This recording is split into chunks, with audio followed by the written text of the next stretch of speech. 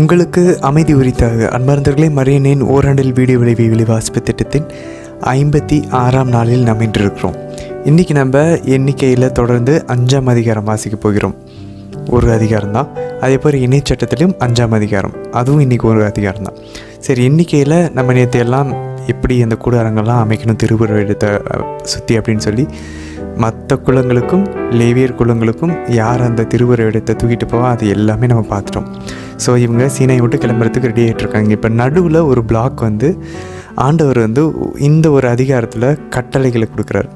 சம்மந்தமே இல்லாமல் வரும். ஏன்னா இதில் பார்த்தோன்னாக்கா ஒரு பெண் தன்னுடைய கணவருக்கு விசுவாசம் இல்லாமல் நடந்து கொள்ளக்கூடிய அந்த ஒரு கட்டளைகளை ஆண்டவர் இங்கே நடுவில் செலுத்துகிறார். இறையில் வல்லுநர்கள் என்ன சொல்கிறாங்கன்னா, இஸ்ரேல் மக்கள் எப்படி அவங்க உடன்படிக்கை விசுவாசம் இல்லாமல் இருந்தாங்களோ அதை பற்றி பேசி அந்த மாதிரிலாம் இருக்கக்கூடாது. அந்த ஒரு நிலையில் இந்த கட்டளைகளை ஆண்டவர் கொடுக்குறாராம். ஸோ இதுக்கப்புறமும் பின்னாடியும் திரும்பவும் கிளம்புற டைமில் இன்னொரு பிளாக் கட்டளைகளை கொடுப்பார். ஸோ அந்த கட்டளைகள் எல்லாமே இந்த இஸ்ரேல் மக்கள் அவங்க செஞ்ச பாவத்திற்கு சம்பந்தப்பட்டதாக இருக்கும் அப்படின்னு சொல்லி இறையியல் வல்லுநர்கள் சொல்கிறாங்க. ஸோ இன்றைக்கி அந்த கட்டளைகளை பார்ப்போம். செகண்ட் அதில் அந்த ரொம்ப முக்கியமான விஷயம் என்னென்னா, அந்த சடங்கு முறை ஒரு வினோதமான ஒரு சடங்கு முறை. அதுக்கு நம்ம பின்னாடி விளக்க உரையில் பார்க்கலாம் அதுக்கான விளக்கத்தை. சரி, இன்றைக்கி 2வது வாசகமாக நம்ம இணையச்சட்டம் 5ஆவது அதிகாரம் வாசிக்க போகிறோங்க இல்லையா? மறந்துடக்கூடாது. இதில் தான் 10 கட்டளைகள் இருக்குது. இதே மாதிரி முதல் தலைமுறை இஸ்ரேல் மக்களுக்கு ஆண்டவர் கொடுத்தார். எந்த அதிகாரம்? விடுதலை பயணத்தில் 20ஆம் அதிகாரம். ஸோ எக்ஸடஸ் 20, டியூட்ரோனாமி 5, விடுதலை பயணம் 20, இணைச்சட்டம் 5. இந்த 2 இடங்களிலும் இஸ்ரேலின் முதல் தலைமுறைக்கும் 2வது தலைமுறைக்கும் ஆண்டவர் 10 கட்டளைகளை கொடுத்த அந்த நிகழ்வு பதிவு செய்யப்பட்டிருக்கும். சரி, அதை இன்றைக்கி நம்ம வாசிப்போம். 3வது வாசகமாக திருப்பாடலில் 89 நம்ம வாசிக்க மாட்டோம். ஏன்னா அது இப்போ நம்ம போயிட்டுருக்கிற இந்த கதை வடிவத்துக்கு சம்மந்தம் இல்லாதது. அதனால் நம்ம என்ன பண்ணுவோம், ஒன்று விட்டுட்டு திருப்பாடல் 90வது அதிகாரம் வாசிப்போம். ஸோ 90வது அதிகாரத்தில் யார் எழுதுனா இந்த 90வது திருப்பாடல் அப்படின்னு பார்த்தோன்னா வேறு யாரும் இல்லை, மோசே. ஸோ இறையியல் வல்லுநர்கள் என்ன சொல்கிறாங்கன்னா, இது ஒன்று தான் திட்டவட்டமாக நமக்கு தெரியும் மோசே எழுதுனதுன்னு. மற்ற ஒரு சில திருப்பாடல்கள் அவர் எழுதின மாதிரி யூகிக்கிறாங்க. பட் ஆனால் அது கன்ஃபார்மாக சொல்லப்படலை. பட் ஆனால் இது மோசே எழுதினதான்னு சொல்லி நமக்கு நன்றாக தெரியும். ஆண்டவர் உலகத்தை படைச்சதும் ஆண்டவருடைய வல்லமையை பற்றியும் நம்மளுடைய பலவீனத்தை பற்றியும் நம்ம இதில் புரிந்து கொள்ளக்கூடிய அளவில் மோசே எழுதியிருப்பார். இதில் மோசேவுடைய கைவண்ணம் நமக்கு தெரியும், அவரோட ஸ்டைல் நமக்கு தெரியும். ஏன்னா நம்ம அவருடைய திருச்சட்டங்கள் தான், அவர் வழியாக கொடுக்கப்பட்ட திருச்சட்டங்கள் தான் படிச்சுக்கிட்டு இருக்கோம். அதனால் நம்மளால் ஈஸியாக கண்டுபிடிக்க முடியும். ஸோ இன்றைக்கி கேள்விகள் எதுவுமே இல்லை. ஏன்னா இன்றைக்கி முக்கியமான நோட் பண்ணக்கூடிய விஷயங்கள் அந்தளவுக்கு இல்லை. அதனால் நம்ம சாதாரணமாக கவனித்து கொண்டே நம்ம இன்றைக்கி வாசிக்க முயற்சிக்கலாம். சரி, இன்றைய தினத்திற்கான விவிலிய பகுதிக்குள்ளே நம்ம ஜெபத்தோடு இணையலாம். தந்தை, மகன், தூய ஆவியாரின் பெயராலே ஆமேன். தந்தையாம் இறைவனை அழைத்து ஜெபிப்போம். அருள் நிறைந்த அன்னை மரியே வாழ்க, ஆண்டவர் உம்முடனே, பெண்களுக்குள் ஆசை பெற்றவர் நீரே, உம்முடைய திருவயிற்றின் கனியாகிய இயேசு கிறிஸ்துவும் ஆசை பெற்றவரே. புனித அன்னை மரியே, இறைவனின் தாயே, பாவிகளாய் இருக்கிற எங்களுக்காக இப்பொழுதும் எங்கள் இறப்பின் வேலையிலும் வேண்டிக் கொள்ளும் அம்மா. ஆமேன்.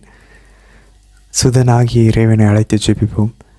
அருள் நிறைந்த அன்னை மரியே வாழ்க, ஆண்டவர் உம்முடனே, பெண்களுக்குள் ஆசை பெற்றவர் நீரே, உம்முடைய திருவயிற்றின் கனியாகிய இயேசு கிறிஸ்துவும் ஆசை பெற்றவரே. புனித அன்னை மரியே, இறைவனின் தாயே, பாவிகளாய் இருக்கிற எங்களுக்காக இப்பொழுதும் எங்கள் இறப்பின் வேலையிலும் வேண்டிக் கொள்ளும் அம்மா. ஆமேன். தூய ஆவியானவரை அழைத்து ஜெபிப்போம். அருள் நிறைந்த அன்னை மரியே வாழ்க, ஆண்டவர் உம்முடனே, பெண்களுக்குள் ஆசை பெற்றவர் நீரே அம்மா, உம்முடைய திருவயிற்றின் கனியாகிய இயேசு கிறிஸ்துவும் ஆசை பெற்றவரே. புனித அன்னை மரியே, இறைவனின் தாயே, பாவிகளாய் இருக்கிற எங்களுக்காக இப்பொழுதும் எங்கள் இறப்பின் வேலையிலும் வேண்டிக் கொள்ளும் அம்மா. ஆமேன். எண்ணிக்கை அதிகாரம் 5.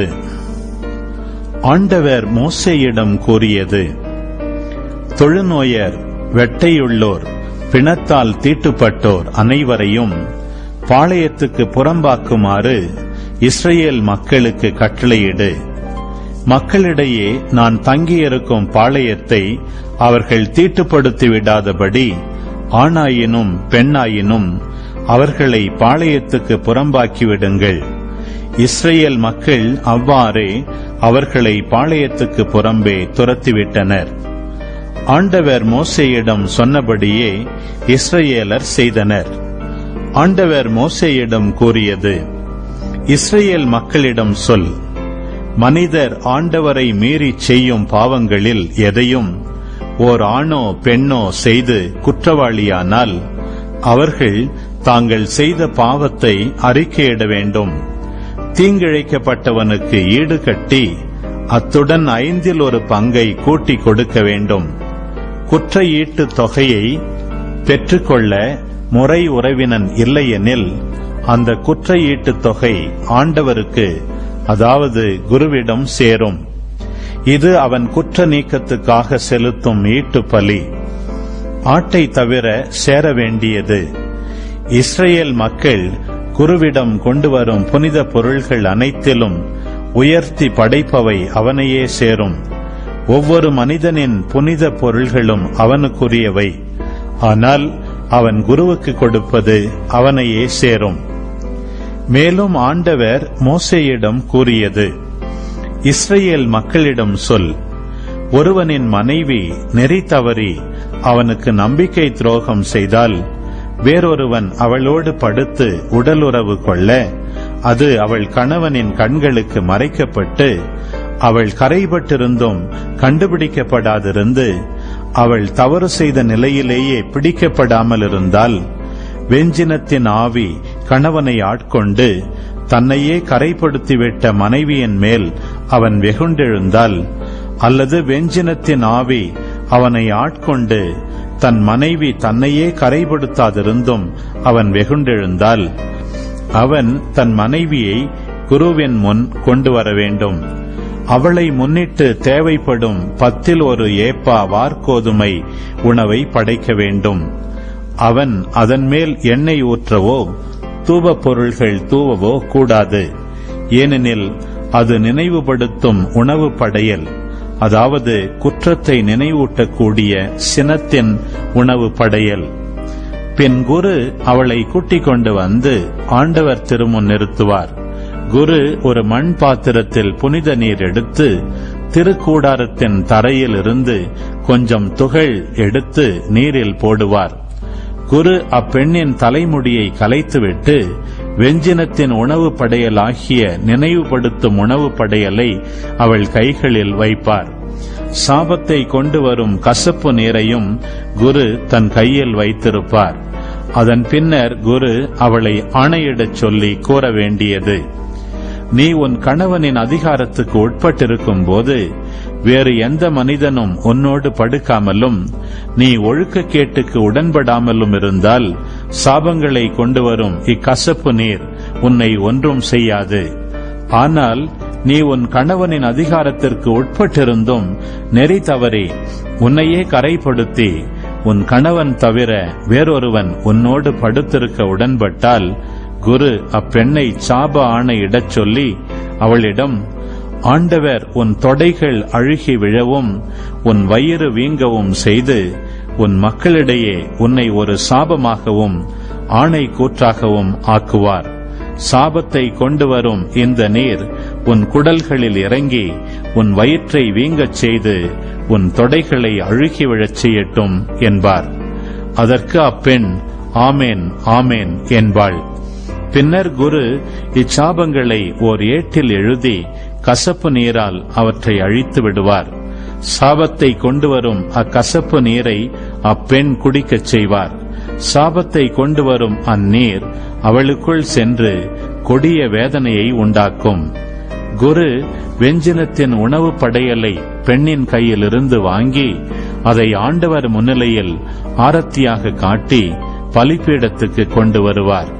குரு அந்த உணவு படையலிலிருந்து அதன் நினைவு பகுதியாக ஒரு கைப்பிடி எடுத்து அதனை பீடத்தின் மேல் எரித்து விடுவார். இறுதியாக அப்பெண் அந்நீரை குடிக்கச் செய்வான். அவன் அவளை நீர் குடிக்கச் செய்யும் போது அவள் உண்மையிலேயே தன்னை கரைப்படுத்தி தன் கணவனுக்கு நம்பிக்கை துரோகம் செய்திருந்தால் சாபத்தை கொண்டு வரும் நீர் அவளுக்குள் போய் கொடிய வேதனையை உண்டாக்கும். அவள் வயிறு வீங்கி தொடைகள் அழுகி விழும். அவள் தன் மக்களிடையே ஒரு சாபமாக இருப்பாள். ஆனால் அப்பெண் கரைபடாது தூயவளாயிருந்தால் அவளுக்கு ஒரு கேடும் வராது. அவள் குழந்தையை கருத்தரிப்பாள். வெஞ்சினத்தின் வேளைகளில் இதுவே சட்டம். அதாவது, ஒரு மனைவி தன் கணவனின் அதிகாரத்திற்கு உட்பட்டிருந்தும் நெறி தவறி தன்னையே கரைப்படுத்தியிருந்தால், அல்லது வெஞ்சினத்தின் ஆவி ஒரு மனிதன் மேல் வந்து அவன் தன் மனைவி மேல் வெகுண்டெழுந்தால், அவன் அவளை ஆண்டவர் திருமுன் நிறுத்துவான். குரு இச்சட்டத்தை எல்லாம் அவளிடம் செயல்படுத்துவார். ஆடவன் தன் குற்றப்பழி அற்றவனாவான், பெண்ணோ தன் குற்றப்பழியை சுமப்பாள். இணைச்சட்டம் அதிகாரம் 5. மோசே இஸ்ரவேலர் அனைவரையும் வரவழைத்து கூறியதாவது: இஸ்ரவேலரே, உங்கள் காதுகள் கேட்க நான் இன்று கூறப்போகும் நியமங்களையும் முறைமைகளையும் கேளுங்கள். அவைகளை கற்று கடைபிடிப்பதில் கருத்தாயிருங்கள். கடவுளாகிய ஆண்டவர் ஓரேபில் நம்மோடு ஓர் உடன்படிக்கை செய்து கொண்டார். நம் மூதாதையரோடு ஆண்டவர் இது போன்ற உடன்படிக்கையை செய்து கொள்ளவில்லை. மாறாக நம்மோடு, ஆம், இன்று இங்கு உயிரோடு இருக்கும் நம் அனைவரோடும் செய்து கொண்டார். மலையில் நெருப்பின் நடுவிலிருந்து ஆண்டவர் உங்களோடு நேருக்கு நேர் பேசினார். ஆண்டவரின் வாக்கை உங்களுக்கு அறிவிக்க நானே அவ்வேளையில் ஆண்டவருக்கும் உங்களுக்கும் இடையே நின்றேன். ஏனெனில் நீங்கள் நெருப்பை கண்டு அஞ்சினீர்கள், மலை மீதும் ஏறவில்லை. அப்பொழுது அவர் கூறியது: உன் கடவுளாகிய ஆண்டவர் நானே. அடிமைத்தன வீடாகிய எகிப்து நாட்டிலிருந்து உன்னை புறப்படச் செய்தவர் நானே. என்னை தவிர வேறு கடவுள் உனக்கு இருத்தலாகாது. மேலே விண்ணுலகிலும் கீழே மண்ணுலகிலும் மண்ணுலகின் கீழுள்ள நீர்த்திரளிலும் உள்ள எந்த உருவத்திலேனும் உனக்கென நீ சிலையை செய்யாதே. நீ அவைகளை வழிபடவோ அவற்றுக்கு பணிவிடை புரியவோ வேண்டாம். ஏனெனில் நானே உன் கடவுளாகிய ஆண்டவர், வேற்று தெய்வ வழிபாட்டை சகிக்காத இறைவன். என்னை வெறுக்கும் மூதாதையரின் தீச்செயலுக்காக 3ஆம் 4ஆம் தலைமுறை மட்டும் பிள்ளைகளை தண்டிப்பவன். மாறாக என் மீது அன்பு கூர்ந்து என் கட்டளைகளை கடைபிடிப்போர்க்கு 1000 தலைமுறைக்கும் பேரன்பு காட்டுபவன். உன் கடவுளாகிய ஆண்டவரின் பெயரை வீணாக பயன்படுத்தாதே. ஏனெனில் தம் பெயரை வீணாக பயன்படுத்துபவனை ஆண்டவர் தண்டியாது விடார். உன் கடவுளாகிய ஆண்டவர் உனக்கு கட்டளையிட்டபடி ஓய்வு நாளை புனிதமாக கடைபிடி. 6 நாள்கள் நீ உழைத்து உன் அனைத்து வேலைகளையும் செய்வாய்.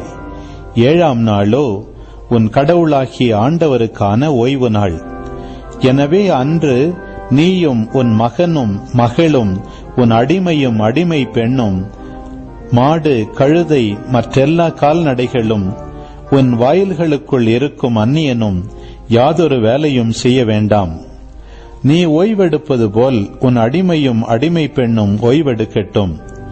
எகிப்து நாட்டில் நீ அடிமையாயிருந்தாய் என்பதையும் உன் கடவுளாகிய ஆண்டவரே தம் வலிய கரத்தாலும் ஓங்கிய புயத்தாலும் உன்னை அங்கிருந்து கூட்டி வந்தார் என்பதையும் நினைவில் கொள்.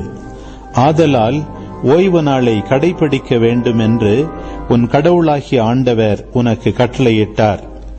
உன் தந்தையையும் தாயையும் மதித்து நட. இதனால் உன் கடவுளாகிய ஆண்டவர் உனக்கு அளிக்கும் நாட்டில் நீ நெடுநாள் நலமுடன் வாழ்வாய்.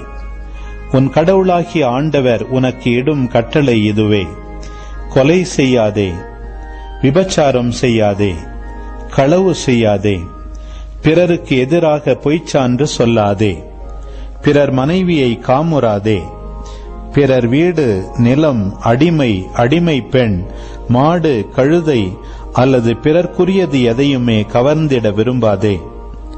இவ்வார்த்தைகளை ஆண்டவர் மலைமேல் நெருப்பு, மேகம், காரிருள் நடுவிலிருந்து உரத்த குரலில் உங்கள் சபையோர் எல்லோரிடமும் பேசினார்.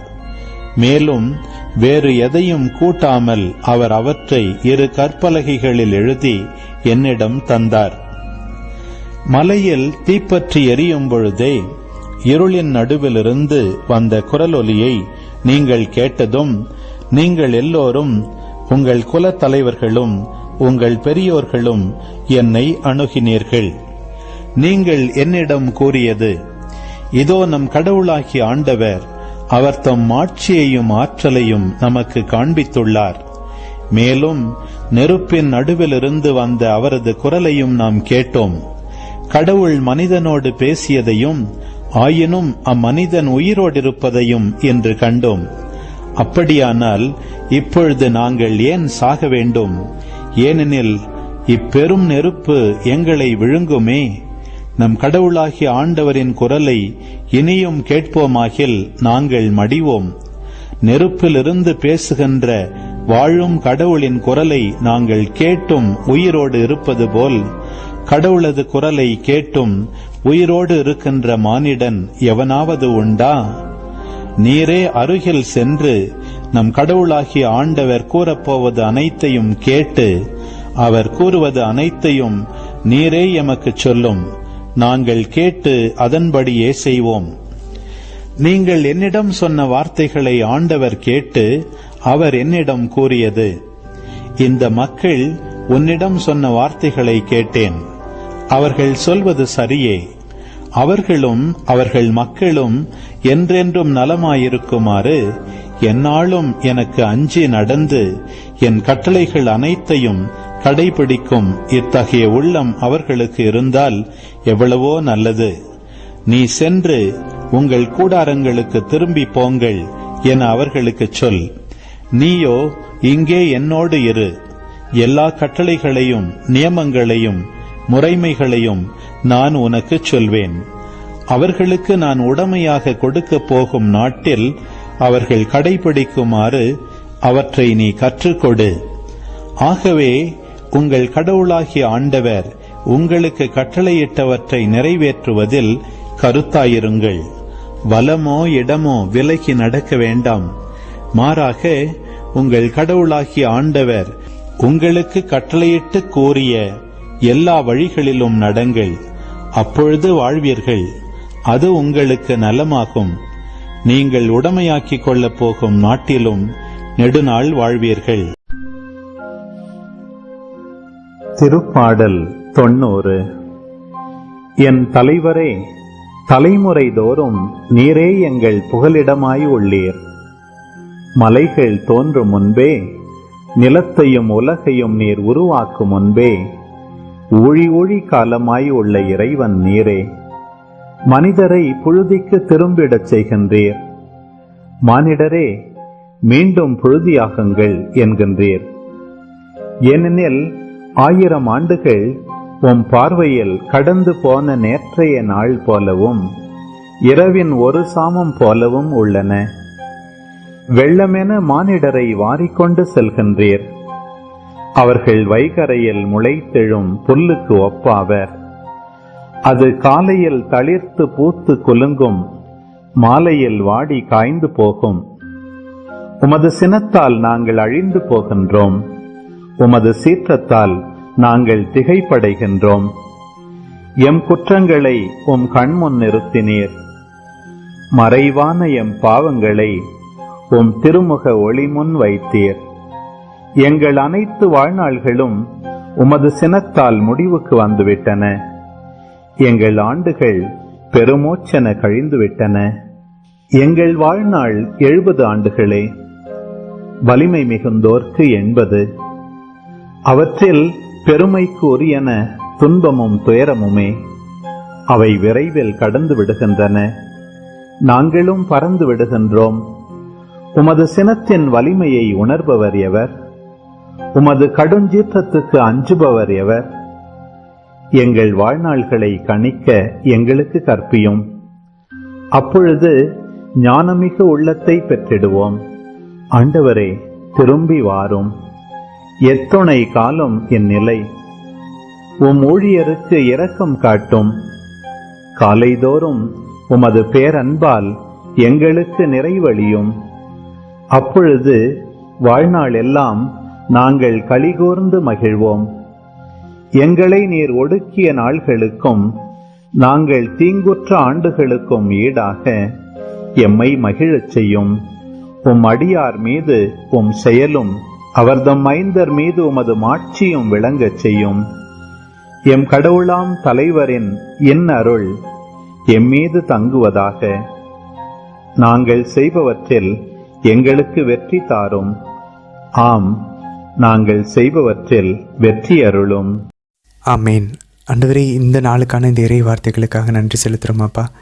நாங்கள் வளமோ இடமோ திரும்பாமல் நீங்கள் எங்களுக்கு காமிச்சு கொடுக்கக்கூடிய உங்களுடைய பாதையில், நீதியின் பாதையில், அன்பின் பாதையில், உங்களுடைய கட்டளைகளை கடைப்பிடித்து உங்களை அன்பு செஞ்சு உங்களுக்கு அஞ்சி உங்களை காயப்படுத்தக்கூடாதுன்ற அந்த ஒரு காரணத்திற்காக உங்களை அன்பு செய்கிறத நாங்கள் நிரூபிக்கும் விதமாக உங்கள் கட்டளைகளை நாங்கள் படித்து அதை தினமும் அதையே தியானித்து அதை கண்ணும் கருத்துமாக படிக்க அதை கடைப்பிடிக்க எங்களுக்கு தேவையான அந்த ஆசையை எங்கள் மனசில் தாங்க ஆண்டவரே. ஆசை வந்துருச்சுன்னா அதை நாங்கள் விரும்புகிறோன்னா அதை நாங்கள் செய்கிறதுக்கான வாய்ப்புகளை அதிகரிக்கும். அதனால் உங்கள் கட்டளைகளை கடைப்பிடிக்க எங்களுக்கு ஒரு நல்ல இதயத்தை தாங்க, ஆசையை தாங்கப்பா.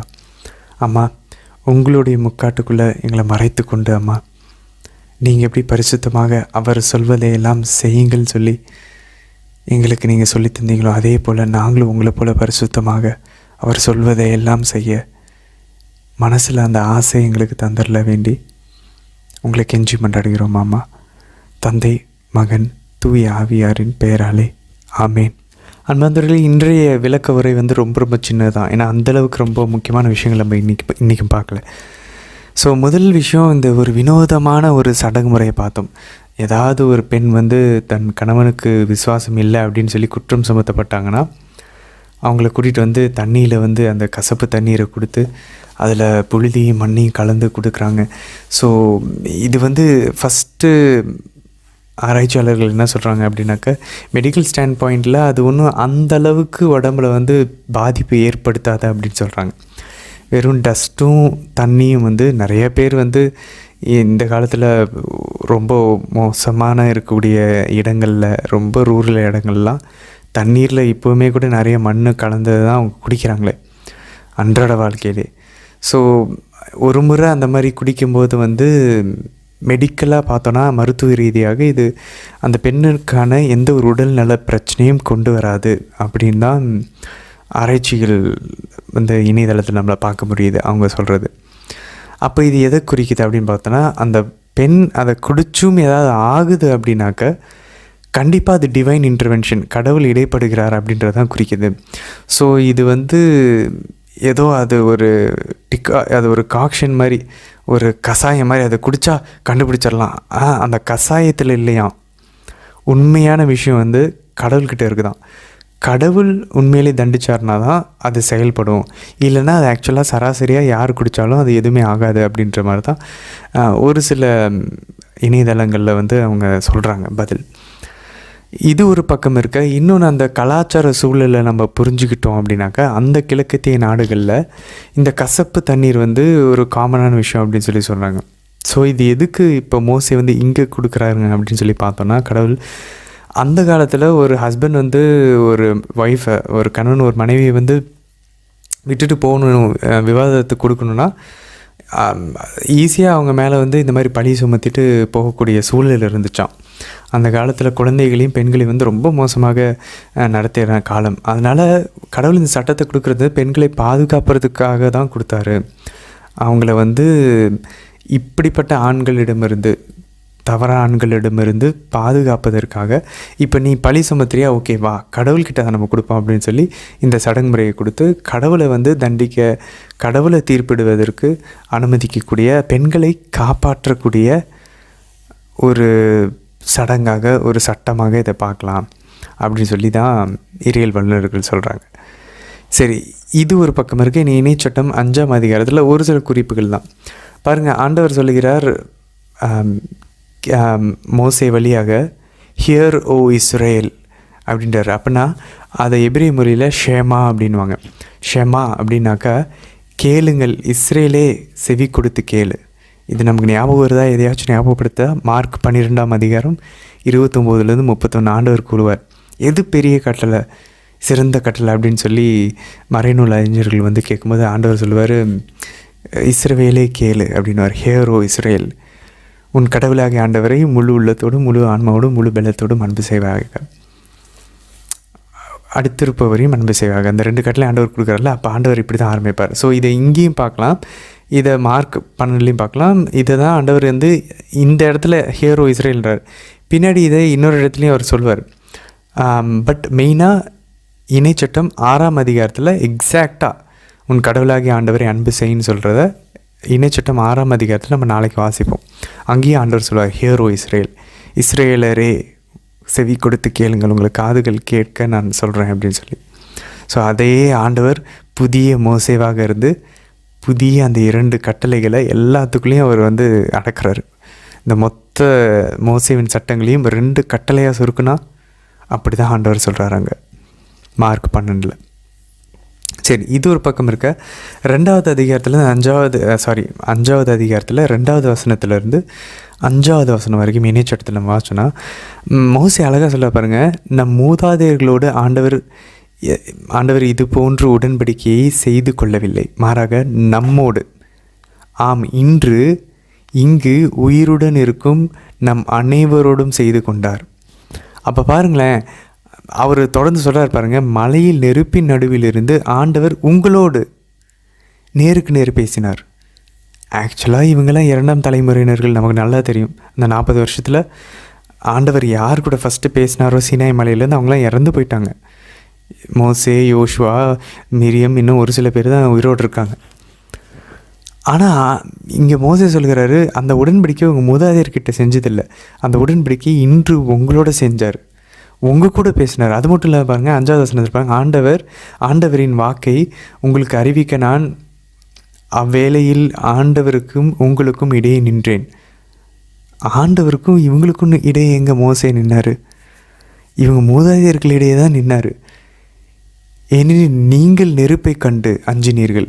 இவங்க எங்கே அஞ்சினாங்க? இவங்க மூதாதையர்கள்லாம் அஞ்சினாங்க. அப்போ பாருங்களேன், ஆண்டவர் என்ன சொல்ல வர்றாரு மோசே வழியாக? இந்த இடத்துல என்ன சொல்ல வராங்கன்னா, உங்கள் மூதாதையருக்கு செஞ்சது அவங்களோட இல்லை, அவங்களோட மட்டும் இல்லை, அது உங்களோட செஞ்சது. ஸோ ஆண்டவர் பேசினது, இவங்க பார்த்தது எல்லாமே இவங்க கிட்ட பண்ணதான். ஸோ இதை தான் புனித பவுல் இந்த தீமை தான், இந்த ஒரு விஷயத்தை தான் எடுத்து, இந்த சாராம்சத்தை எபிரேயர் 3ஆம் அதிகாரம் 7லேருந்து 9 நம்ம வாசிப்போம். எனவே தூய ஆவியார் கூறுவது, இன்று நீங்கள் அவரது குரலை கேட்பீர்களானால் பாலை நிலத்தில் சோதனை நாளென்று கிளர்ச்சியின் போது இருந்தது போல உங்கள் இதயத்தை கடினப்படுத்திக் கொள்ளாதீர்கள். அங்கே உங்கள் மூதாதையர்கள் 40 ஆண்டுகள் என் செயல்களை கண்டிருந்தும் என்னை சோதித்து பார்த்தனர். அப்போ பாருங்களேன், அங்கே ஆண்டவருடைய குரலை அவங்க கேட்டு அவங்க இதயத்தை கடினப்படுத்தியிருந்தாங்க. அந்த மாதிரி நீங்கள் இப்போ இருக்காதீங்க அப்படின்றார். இன்று நீங்கள் அவருடைய குரலை கேட்டிங்கன்னா. ஸோ இது வந்து டைம் ஸ்பேஸை கடந்து சீனாய் மலையில் பண்ண உடன்படிக்கை. அதனால தான் சொல்லுவாங்களாம், அந்த இணையச்சட்டத்தில் சொல்ல தெரியுமா, நீங்கள் உங்கள் பிள்ளைங்களுக்கும் உங்கள் பேர பிள்ளைங்களுக்கும் எடுத்து சொல்லுங்கன்னு சொல்லி. அதை வந்து ஆக்சுவலாக எப்படி இந்த இஸ்ரேல் மக்கள், யூதர்கள் சொல்லுவாங்கன்னா, அவங்க கலாச்சாரத்தில் அவங்களுடைய பாரம்பரியத்தில் எப்படின்னா, இந்த பாஸ்கா கடத்தல் ஒவ்வொரு வருஷமும் இவங்க கொண்டாடுறாங்க இல்லையா, அப்போ வந்து இவங்க சொல்லணும், ஏன்னா ஆண்டவர் கட்டளை கொடுத்துருக்காரு. ஸோ இவங்க எப்படி சொல்லுவாங்கன்னா, ஆண்டவர் நம்மளை வந்து எகிப்துலேருந்து கூட்டிகிட்டு வந்தார் பாருங்க, அதை நம்ம நினைவு கூறுறோன்னு சொல்லுவாங்களாம். நம்ம மூதாதையர்களை கூட்டிகிட்டு வந்ததுன்னு சொல்ல மாட்டாங்களாம். நம்மளை ஆண்டவர் காப்பாற்றினார் பாருங்க, நமக்கு முன்னாடி செங்கடையில் பிளந்தார் பாருங்க, நம்ம தலைப்பிள்ளைகள்லாம் காப்பாற்றினார் பாருங்க, நமக்கு கூட ஆண்டவர் உடன்படிக்கை செஞ்சார் பாருங்க, அதை நினைவாக நம்ம இந்த பாஸ்கா கடத்தல் புளிப்பற்ற அப்ப விழாவை நம்ம கொண்டாடுறோம் அப்படின்னு சொல்லி அவங்க வீட்டு பெரியோர்கள் வந்து குழந்தைங்களுக்கு வந்து சொல்லி கொடுப்பாங்களாம். அப்போ கான்செப்ட் என்ன, அந்த நாள் எகிப்தில் அந்த 10வது கொள்ளை நோய் நடந்தது, அந்த சீனாய் மலையில் ஆண்டவர் உடன்படிக்கை செஞ்சது, அது அந்த இஸ்ரேல் மக்கள்கிட்ட இல்லை, இப்போ இருக்கிற இந்த இஸ்ரேல் மக்கள்கிட்டையும் எப்படி நடக்கும், அப்படி தான் ஆண்டவர் பார்க்குறார். ஸோ அது அவங்க கூட பண்ணதில்லை, அது தலைமுறையாக அது நிலைத்து நிற்குது. அதனால் அது டேரெக்டாக இவங்க கூட பண்ண மாதிரி தான் அர்த்தம் அப்படின்றாங்க. இதை தான் புனித பவுல் சொல்கிறாரு நமக்கும் கிறிஸ்தவர்களுக்கும். அன்னைக்கு ஆண்டவர் கல்வாரி பாளையில் அந்த பாஸ்கா பலியாடாக அந்த சிலுவையில் அவர் இறந்து உயிர்த்து அந்த புதிய உடன்படிக்கையின் ரத்தம் சிந்தப்பட்டது அப்போ இருந்த யூதர்களுக்கு இல்லை, அப்போ இருந்த உலக மக்களுக்கு இல்லை, இப்போ வரைக்கும் அது நிலைச்சு நிற்குது. இதுக்கு முன்னாடி இருந்தவங்களுக்கும் அந்த ரத்தம் சிந்தப்பட்டது. ஸோ அன்னைக்கு ஆண்டவர் பலியானது நமக்கு இன்றைக்கி பலியானான்னு சொல்லி தான் நம்ம சொல்லணுமா. அதனால தான் நம்ம சொல்லுவோம் நம்ம பாவத்துக்காக ஆண்டவர் உயிர் விட்டார். ஆண்டவர் வந்து அப்போ உயிர் விட்ட டைமில் இருந்தவங்க மட்டும் இல்லை, இப்போவும் கூட அது நமக்காகவும் அந்த ரத்தம் வந்து பரிந்து பேசுகிறது. ஆபேலின் ரத்தத்தை விட வல்லமையானது நம்ம வாசிக்கிறோம். இன்னொன்று பாருங்கள், அதே இணைச்சட்டம் 5ஆம் அதிகாரத்தில் 10வது வசனத்தில் பாருங்கள், நீங்கள் என்னை அன்பு செய்து என் கட்டளைகளை கடைபிடிக்கணும். இது வந்து புனித யோவான் இருக்கார் பாருங்கள், ஆண்டவருடைய அன்பு சீடர், அவருக்கு ரொம்ப பிடிச்சது.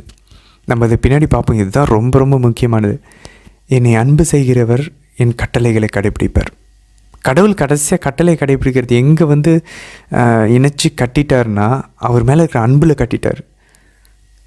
நீங்கள் கடைபிடிக்க முடியலல்ல, என் மேலே நீங்கள் அன்பு வச்சுருந்தீங்கன்னா நீங்கள் என்னை கடைபிடிக்கணும். நான் உங்கள் மேலே எவ்வளோ அன்பு வச்சுருக்கேன்னு முதல்ல நீங்கள் பாருங்கன்னு சொல்லி கைகளை விரித்து ஆண்டவர் சிலுவையில் காமிச்சிட்டார். அப்போ இது ஆண்டவர் யோவான் 14:15 என்னை அன்பு செய்கிறவர் என் கட்டளைகளை கடைபிடிப்பார்.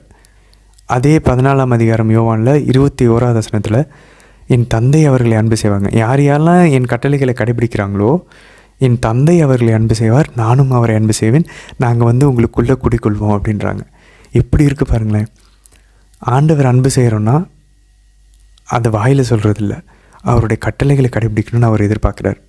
யோவானுக்கு இது ரொம்ப பிடிச்சி போச்சு போல் ஆண்டவருடைய போதனைகளில். அதனால தான் பாருங்கள் யோவான் 15:10 அவருடைய கடிதங்களில் கூட 1 யோவான் 2ஆம் அதிகாரம் 3-5 வசனங்கள், 1 யோவான் 5ஆம் அதிகாரம் 3வது வசனம், திருப்பி 2 யோவான் 1ஆம் அதிகாரம் 6ஆம் வசனம், இதில் எல்லாத்துலேயும் யோவான் திரும்ப திரும்ப சொல்வது ஆண்டவரை அன்பு செய்கிறவர்கள் அவருடைய கட்டளைகளை கடைபிடிப்பார்கள். அவர் கட்டளைகளை கடைபிடிக்காமல் நான் ஆண்டவர் அன்பு செய்கிறேன்னு சொன்னீங்கன்னா நீங்கள் பொய்யர்கள் அப்படின்றார். ஸோ இது நம்ம பின்னாடி ரொம்ப முக்கியமானது, நம்ம பின்னாடி பார்ப்போம். அது மாதாவை நம்மளுடைய அம்மான்னு சொல்லி நிரூபிக்கிறதுக்கு அது உதவும். இந்த விஷயம் எது, இந்த அன்பு செய்கிறவர்கள் கட்டளைகளை கடைபிடிப்பார். ஸோ இந்த விஷயம் வந்து பின்னாடி ஞாபகம் வச்சுக்குவோம். இது ஆண்டவர், இது வந்து மாதாவை வந்து நம்மளுடைய அம்மான்றதை நிரூபிக்கிறதுக்கு பின்னாடி நமக்கு பயன்படும். சரி, அதே நேரத்தில் பாருங்கள் 22லேருந்து 27 இந்த மக்களால் வந்து கடவுளுடைய மகிமையை பார்த்து இவங்க பயந்து எங்களுக்கு அவர் குரல் வேணாம், கேட்கவே வேணான்றாங்க. ஆக்சுவலாக இதே மாதிரி புதிய ஏற்பாட்லேயும் ஆண்டவர் வந்து அந்த பேய் பிடித்தரை குணமாக்கி அவர் வந்து நல்ல மனநிலையோடு உட்காந்துருப்பார். அந்த பன்றிகளுக்குள்ளெல்லாம் விரட்டி விடுவார் பாருங்க. அந்த நிகழ்வுகளில் ஆண்டவர் பக்கத்தில் இவர் நல்ல மனநிலையோடு உட்காந்துருக்கிறத பார்த்துட்டு இவங்கெல்லாம் பயந்துருவாங்க. பயந்து மிரண்டுட்டு அதுக்கப்புறம் ஆண்டவரை வந்து அந்த ஊர் விட்டு போக சொல்லுவாங்க. பாருங்களேன், சில சமயம் ஒரு பயங்கரமான செயலை செஞ்சு ஆண்டவர் அவருடைய மகிமையை வெளிப்படுத்தும் போது அதை பார்த்து மக்களால் ஏற்றுக்க முடியல. ஏன்னா அவங்க பயப்படுறாங்க, ஐயோ கடவுளா ஏன்னா அவங்களுடைய பாவநிலையை நினச்சி அவங்க பயப்படுறாங்க. ஸோ இங்கேயும் இஸ்ரேல் மக்கள் அவங்களுடைய அசுத்தமான அந்த பாவத்தை நினச்சி ஐயோ ஆண்டவர் முன்னாடி எங்களுக்கு பயமாக இருக்குது, நீங்கள் போய் கேட்டுட்டு வாங்கன்னு சொல்லி மோசே அனுப்பிச்சி விட்றாங்க. ஆண்டவர் எங்கிட்ட நேரடியாக பேச வேணான்றாங்க. ஆண்டவர் அற்புதங்கள் செய்யும்போதும் அதே உணர்வு தான் வருது மக்களுக்கு புதிய ஏற்பாட்டிலையும். அடுத்தது பாருங்கள், இணைச்சட்டம் 5ஆம் அதிகாரம் 32ஆம் வசனத்தில் ஆகவே உங்கள் கடவுளாகிய ஆண்டவர் உங்களுக்கு கட்டளையிட்டவற்றை நிறைவேற்றுவதில் கருத்தாயிருங்கள். ஸோ அவர் என்ன சொல்லுவார் பாருங்கள், வளமோ இடமோ விலகி நடக்க வேண்டாம். இந்த விஷயத்த, இந்த வளமோ இடமோ நீங்கள் விலகி நடக்க வேண்டாம், திரும்ப வேண்டாம் அப்படின்றார். இந்த விஷயம் ரொம்ப முக்கியமான விஷயம். ஏன்னா இந்த பின்னாடி இணைச்சட்டத்திலேயே நிறைய இடங்களில் ஆண்டவர் இதை வந்து சொல்லுவார். யோசுவாவில் திரும்ப நிறைய இடங்களில் சொல்லுவார். நீதிமொழிகள் 4:27 எசேயா இறைவாக்கினரும் இதை தான் சொல்லுவார். அப்போ பாருங்களேன், ஆண்டவர் இங்கே இந்த திருச்சட்டத்தில் கொடுக்கறது பின்னாடி ஆயிரக்கணக்கான வருஷங்களுக்கு அப்புறமும் இறைவாக்கினர்கள் அதை கோட் பண்ணுறாங்க. ஒரு சில விஷயங்கள் நம்ம ஏற்கனவே பார்த்தோம். நீங்கள் வணங்கா கழுத்து உடையவர்களாக இருக்கிறீங்க, நீங்கள் வந்து விருத்த சேதனம் அற்ற இதயத்தை கொண்டிருக்கிறீங்க, உங்கள் இதயத்தை நீங்கள் விருத்த சேதனம் செய்ய மாட்டீங்க. அதெல்லாம் மக்களுக்கு வந்து ஒரு பல வருஷங்கள் தாண்டி அதை இறைவாக்கினர்கள், புதிய ஏற்பாட்டினுடைய ஆசிரியர்கள் எல்லாருமே அதை வந்து மேற்கோள் காட்டுறாங்க. இதே மாதிரி தான் இந்த ஒரு விஷயமும், நம்ம பேரன்பு பார்த்தோம், ஆண்டவர் நம்பிக்கைக்குரியவர்ன்றதை பார்த்தோம். அதே மாதிரி இங்கேயும் பாருங்கள், வளமும் இடமும் விலகி நடக்காதீங்க. இது ரொம்ப முக்கியம். நம்ம ஆக்சுவலாக இதை ஜபத்துலேயும் நம்ம ஜெபிக்கலாம். ஆண்டவரே, உங்கள் கட்டளைகளை கரெக்டாக கண்ணும் கருத்துமாக கடைப்பிடிக்கணும். கொஞ்சம் கூட வளமோ இடமோ நாங்கள் விலகி போகக்கூடாது. உங்களோட ஆவியானவர் எங்களை வழி நடத்தட்டும் அப்படின்னு சொல்லி நம்ம ஜபமாக மாற்றலாம். இன்னொரு முக்கியமான விஷயம், இன்றைக்கி திருப்பாடல் பாருங்கள், நம்ம மோசே எழுதுனது நம்ம வாசித்தோம். அப்போ மோசேவுடைய சாயல் இருக்கும். குறிப்பாக பாருங்கள், தொடக்க நூல் 3:19 ஆண்டவர் ஆதமேவாள் பாவம் செஞ்சு விழுந்ததுக்கப்புறம் அவங்களுக்கு கொடுக்கக்கூடிய அந்த தண்டனையில் பாருங்கள், மனிதனே நீ மண்ணாக இருக்கிறாய், மண்ணுக்கே திரும்புவாய். அதை இங்கே நம்ம வாசிக்கணும் பாருங்கள். இந்த திருப்பாடல் 90:3 திரும்ப புழுதிக்கே நீ செல்வாயின்னு சொல்லி நீங்கள் சொன்னீங்க ஆண்டவரேன்னு சொல்லி மோசேயோடைய அந்த சாயல் இருக்குது பாருங்கள். அதுமாதிரி 4வது வசனம் பாருங்கள், ஏனெனில் 1000 ஆண்டுகள் உன் பார்வையில் கடந்து போன நேற்றைய நாள் போலவும் இரவின் ஒரு சாமம் போலவும் உள்ளது. இதுதான் 2 பேதுரு புதிய ஏற்பாட்டில் 2 பேதுரு 3:8 வசனத்தில் புனித பேதுருவும் இதுதான் சொல்கிறாரு. நம்ம வந்து ஆண்டவருடைய பார்வையில் 1000 வருஷம் ஒரு நைட்டு போல், ஒரு நாள் போல். அவர் தெளிவாக சொல்ல பாருங்கள், ஒரு நைட்டு போல் ஒரு நாளை போல் இருக்கும் அப்படின்னு சொல்லி சொல்கிறாங்க. அப்போனா நம்ம இப்போ இதை தொடக்க நூலுடைய அந்த கடவுள் உலகத்தை படைச்சதை இப்போ யோசிச்சு பார்ப்போமே. முதல் நாள் முடிவடைஞ்சு, 2வது நாள் முடிவடைஞ்சுனா, அப்போ அந்த 4 நாள்ன்றது கடவுளை பொறுத்த வரைக்கும் 1000 வருஷங்கள், பல ஆயிரங்கள் வருஷங்களை குறிக்கும். ஸோ அதை ஒரு உருவகம், நாள்னா எக்ஸாக்டாக ஒரு நாள் இல்லை, இது ஒரு உருவகம் அப்படின்ற மாதிரியும் கூட நம்ம புரிந்து கொள்ளலாம். ஸோ இது ஒரு முக்கியமானது. 2வது பாருங்கள், இதே 90வது திருப்பாடலில் 5-6 வசனங்களில் நம்ம புல்லும் பூண்டும் போல் இருக்கிறோம், கொஞ்ச நாளே நம்ம உதிர்ந்து போயிடுவோம், உள்ளிருந்து போயிடுவோம். அதுதான் நம்ம 1 பேதுரு 1:24 வசனத்துலேயும் புனித பேதுரும் அதை தான் கூறுகிறார். ஸோ அந்த பாட்டுக்கான லிங்க்கு இந்த வீடியோட டிஸ்கிரிப்ஷனில் கொடுத்துருக்கோம். நம்ம எல்லாருக்குமே தெரிஞ்ச பாட்டு தான், மனிதனே மண்ணாக இருக்கிறாய். முடிஞ்சால் அதை நம்ம இன்னும் தியானிக்க, நம்மளே நம்ம தவா காலத்துக்கு நம்மளை தயாரிக்கும் விதமாகவும் அமையும். மனிதனே நீ மண்ணாக இருக்கிறாய், மண்ணுக்கே திரும்பாய். அது எங்கே இருக்குது? தொடக்க நூலில் இருக்குது, 3ஆம் அதிகாரம் 19ஆம் வசனம். அதை எடுத்து இங்கே மோசே வந்து திருப்பாடலில் அதை வந்து இன்டெரக்டாக சொல்கிறார். புல்லும் பூண்டும் போல் இருக்கிறோம், புவியில் வாழ்கிறோம், நம்ம ஒரு நாள் உதிர்ந்து போயிடுவோம், உள்ளிருந்து போயிடுவோம், ஒன்றுமே இல்லை நம்ம வாழ்க்கை. இதை யோசிச்சுட்டோன்னா நமக்கு ஞானம் வந்துடும். எல்லா புனிதர்களும் துறவிகளுக்கும் எல்லா கிறிஸ்தவர்களுக்கும் இருக்க வேண்டிய ஞானம். நம்ம வாழ்க்கை டெம்பரரி. அதெல்லாம் எல்லா புனிதர்களும் அவங்களுடைய டேபிளில் வந்து நிறைய புனிதர்கள் வந்து மண்டையோடு வச்சுருப்பாங்களாம். ஏன்னா அதை பார்க்கும்போது சாவு நமக்கு ஞாபகம் இருக்கும். நம்ம ஒரு நாள் சாக போகிறோம், இது வந்து நிரந்தரமே இல்லை. அப்போது அந்த பார்வையிலேருந்து நம்ம எடுக்கிற முடிவுகள் வேறு மாதிரி இருக்கும். புனித லோயலா இன்னாசியாரும் அவருடைய ஆன்மீக பயிற்சிகளை இதுதான் சொல்கிறார். ஒரு முடிவு எடுக்கிறதுக்கு முன்னாடி நம்ம டெத் பெட்டில் இருக்கிறோம், சாவின் படுக்கையில் இருக்கிறோம். அப்போது நம்ம எடுத்த முடிவை நினச்சி பார்த்து சந்தோஷப்படுவோமா, வருத்தப்படுவோமா, அதுக்கேற்ற மாதிரி இப்போ அந்த முடிவெடுங்க அப்படின்னு சொல்லி சொல்லுவார். அது ஒன் ஆஃப் த வே. நிறைய வழிகள் சொல்லுவார், அதில் ஒரு வழி இந்த வழி. நம்ம சாவின் படுக்கையில் இருக்கும்போது இப்போ நம்ம எடுக்கிற முடிவை நினச்சி நம்ம வருத்தப்படுவோமா, சந்தோஷப்படுவோமா, அந்த கேள்வியை கேட்குறாரு. இப்படி ஜான் போஸ்கோ அவருடைய ஆர்டரியில் இருந்த பசங்களுக்கு, அவருடைய அந்த விடுதியில் இருந்த பசங்களுக்கு ஒவ்வொரு மாதமும் ஒரு நாள் அந்த டே வந்து ப்ரிப்ரேஷன் ஃபார் டெத், சாவுக்கு தயாரிக்கும் ஒரு நாள். அன்றைக்கி அவங்க வந்து கன்ஃபெஷன் போவாங்க, திருப்பலி அட்டன் பண்ணுவாங்க, நாளைக்கு சாக போகிறோன்னு நினச்சி அன்றைக்கி அவங்க வாழ்வாங்க, தயாரிப்பாங்க. எப்படி இருந்திருக்கு பாருங்கள் நம்ம கேத்தலிக் பள்ளிகளில் ஃபார்மேஷன். இப்போ அந்த மாதிரிலாம் இல்லவே இல்லை. ஒரு நாள் டெத்துக்கு ப்ரிப்ரேஷன்னு போட்டால் எப்படி இருக்கும்? நாளைக்கு நீங்கள் சாக போகிறீங்கன்னு யோசிச்சா, ஒரு பையன் கூட சண்டை போட்டிருந்தானா அந்த பையன் அவன் கூட சேர்ந்து மன்னிச்சிருவான். ஒரு எக்ஸாம்பிள், அவன் பாவம் செய்ய மாட்டான். இதெல்லாம் சின்ன வயசுலேயே விதைச்சாங்க. அப்போ இருந்த குருக்கள், கன்னியர்கள், புனிதர்களாக. அதனால தான் பாருங்கள் 12ஆம் வசனம் திருப்பாடல் 90வது அதிகாரத்தில் 12வது வசனத்தில் ஆண்டவரே எங்களோட வாழ்நாட்களை கணிக்கன்னு போட்டிருக்கு, அதை என்னன்னு நம்ம சொல்லலாம், கவுண்ட் ஆர் டேஸ், அதை எண்ணுறதுக்கு எங்களுக்கு கற்பியும், அப்பொழுது நாங்கள் ஞானம் மிக்கவர்களாக நாங்கள் இருப்போம் அப்படின்னு சொல்லி. நம்ம சாவு வருது, நம்ம நிரந்தரமாக இருக்க போகிறதில்ல, ஒரு நாள் இதெல்லாம் விட்டுட்டு போகணும் அப்படின்றத நம்ம உணர்ந்தோன்னா நம்ம வாழ்க்கையே வேறு மாதிரி இருக்கும்.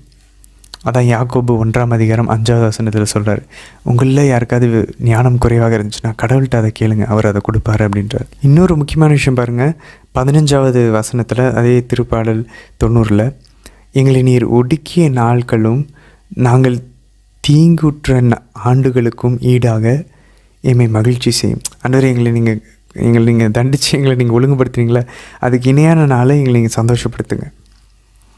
சரி, இதை நம்ம அப்படியே ரிவர்ஸ் ஆக்கி பார்ப்போமே. நம்ம யோசிச்சு பார்ப்போம், எத்தனை வருஷம் பாவத்தில் வாழ்ந்திருப்போம், எத்தனை வருஷம் கடவுளை தெரிஞ்சிக்காமல் புரிஞ்சிக்காமல் நம்ம உலக பிரகாரமாக வாழ்ந்திருப்போம். அந்த வருஷத்தை நம்ம யோசிச்சு பார்ப்போம். 10th நான் காலேஜ் முடிக்கிற வரைக்கும், நான் கல்யாணம் ஆகி இத்தனை வருஷம் ஆகி நான் இப்படி தான் இருந்தேன், இப்போ தான் நான் ஆண்டவரை தெரிஞ்சுக்கிட்டேன். அப்போ எத்தனை வருஷம்னு கணக்கு பண்ணி அத்தனை வருஷத்துக்கு நம்ம பரிகாரம் செய்வோமே. செஞ்சு முடிச்சுட்டு, ஆண்டவரே, நான் இத்தனை வருஷம் நான் அனுபவிச்சிட்டேன் யாக்கோபை போல், இப்போ எனக்கு நீங்கள் உங்களுடைய முகத்தின் ஒளியை திருப்பி எங்கள் மேலே வீச செய்யுங்க, உங்கள் இறக்கத்தை காட்டுங்க அப்படின்னு சொல்லி நம்ம கேட்கலாம். ஸோ எங்களை நீங்கள் ஒடுக்குன ஆண்டுக்கு ஈடாக எங்களை சந்தோஷப்படுதுங்கன்னு கேட்கலாம். அதே நேரத்தில் நாங்கள் பாவம் செஞ்ச ஆண்டுகளுக்கு ஈடாக நாங்கள் பரிகாரம் அத்தனை ஆண்டுகள் செய்கிறோம். அதனால தான் புனித பிலிப் நேரிலாம் அவர் செஞ்ச பாவத்துக்கு பரிகாரமாக அவ்வளோ வருஷங்களை அவர் பரிகாரம் செஞ்சார். இன்னாசியர் பரிகாரம் செஞ்சார்.